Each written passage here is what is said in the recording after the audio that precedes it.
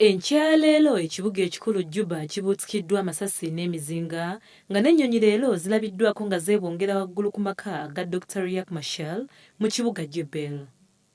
Emizinga eminene giwuliddwako mu kibuga Juba wakati ko ne mu kisaawe eky'ennyonyi ekikulu.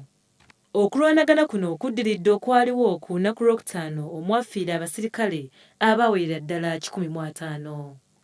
Enkya ya leero Dr. Riek Machar alangiridde mu butongole ng'olutalo bwe luzzeemu wakati w'ekiwayi ky'aduumira ko n'amagye ga SPLA agaduumirwa President Salva Kiir.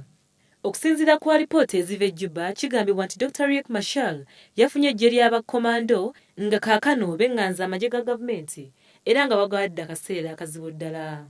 Bakomando bano era bakuuma n'amaka ga Dr. Riek Machar mu kibuga Jubbel newankubadde ng'ennyonyi za gavumenti zikubyeyo bbomu okulaba nga babazinduukirizaayo naye tekisobose.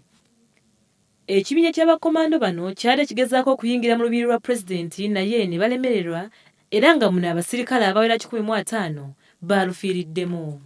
Omwogezi wa Dr. Riek Machar ng'ono ye James Gadet Dak agambye nti kaakano kimanyike nti olutalo luzzeemu mu butongole. Abantu ba bulijjo n'abatuuze mu kibuga Juba bonna beesibidde mu nnyumba zaabwe okwewala okufiira mu kuwanyisiganya amasasi kuno so nga n'abandi bamaze dda okudduka ekibambulira kino.